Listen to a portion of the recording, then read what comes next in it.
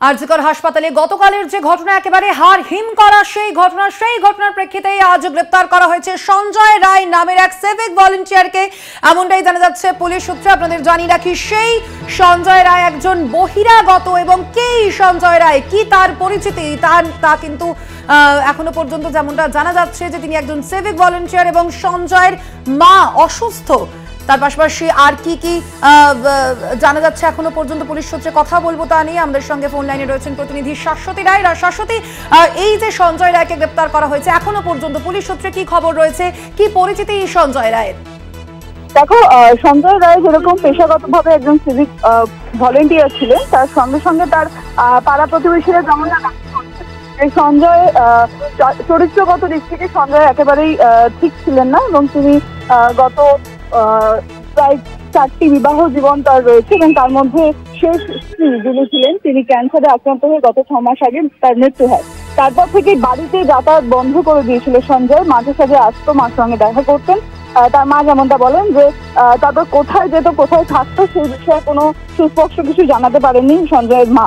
এবং তিনি যেমনটা বলেন যে ছেলে একটি খাকি পোশাক পরে ডিউটিতে বেরোতো, এবং তিনি জানতেন ছেলে পুলিশে চাকরি করে। সে যে সিভিক ভলেন্টিয়ার সেই বিষয়ে কোনো ধারণা তার ছিল না। এবং পাড়া প্রতিবেশীরা যেমন জানাচ্ছেন যে সঞ্জয়ের সঙ্গে কারোরই ভালো সম্পর্ক ছিল না, এবং বাড়িতে মদ্যপ অবস্থায় সে ফিরে তার স্ত্রী এবং মার উপর অত্যাচারও করতো বলে দাবি করছেন তারা। সেক্ষেত্রে সঞ্জয়ের পরিচয় আরো একটি পরিচয় রয়েছে, সে বক্সিংও জানতো। তার মা বলেন যে ছোটবেলা থেকে তাকে বক্সিং শেখানো হয়, সামনে বক্সিং ক্লাব আছে, সেখানে তিনি বক্সিং শিখতেন দীর্ঘদিন, এবং ছোটবেলা থেকে খেলাধুলায় যথেষ্ট ভালো ছিলেন। এবং তার পরিবারের একাধিক ব্যক্তি পুলিশে চাকরি করে বলেও প্রতিবেশীরা দাবি করছে। সেক্ষেত্রে এখনো তার যে পরিচয়, সেই বিষয়ে তার পারিবারিক যে পরিচয় সেইগুলোর সম্বন্ধে এখনো কিছু জানা যায়নি। তবে তিনি তার বাড়িতে তার মা, বৃদ্ধা মা, তিনি যেমনটা দাবি করেছেন যে তিনি জানতেন তিনি ছেলে পুলিশে চাকরি করে, সে সিভিক ভলেন্টিয়ার বা তার পার্ট টাইম চাকরি, সেই ধরনের কোনো বিষয়ে তার জন্য নলেজ ছিল না।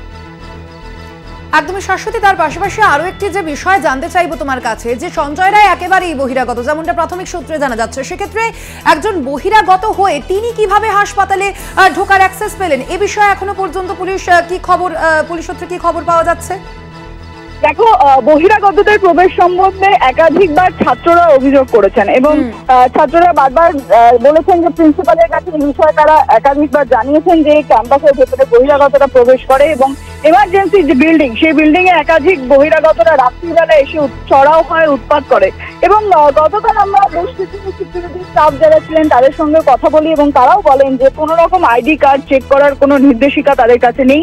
সম্পূর্ণভাবে এই রাত্রির বেলা বাইরের লোক ভেতরে স্টাফ বলে ঢুকে যায়, এবং কোন কিসের স্টাফ, কোন ডিপার্টমেন্টের স্টাফ, সেই বিষয়ে কোনো সুস্পষ্ট পরিচয় দেয় না। শুধুমাত্র সিকিউরিটিতে এসে তারা বলে যে আমরা হসপিটাল স্টাফ বলে ভেতরে একাধিক লোক চলে যায়। সেখান থেকেই পরিষ্কার যে রাতের বেলা আরজিকর সহ একাধিক হাসপাতালে যে বারবার অভিযোগ ওঠে যে বহিরাগতরা ভেতরে গিয়ে উৎপাত চালাচ্ছে, সেই অভিযোগ কিন্তু বারবার করে ছাত্ররা তুলেছেন। এবং সেখানে সেই বিষয়টি সম্বন্ধে কিন্তু একাধিক যারা সিকিউরিটি ডিপার্টমেন্টে রয়েছেন তারাও কিন্তু তেমনটাই বলছেন যে রাত্রিবেলা এই ধরনের ঘটনা ঘটেই থাকে। সেই বিষয়টি কিন্তু সামনে আসছে বারবার। তাই বহিরাগতদের প্রবেশ যে একেবারেই ছিল না বা সম্পূর্ণভাবে নিরাপত্তার গলায় একেবারে সুস্পষ্ট ছিল, সেই বিষয়টা নিয়ে কিন্তু প্রশ্নচিহ্ন তৈরি হচ্ছে। একেবারেই ধন্যবাদ আপাতত তোমায় শাশ্বতী। আমরা কথা বলছিলাম, ফোন লাইনে ছিলেন প্রতিনিধি শাশ্বতী রায়।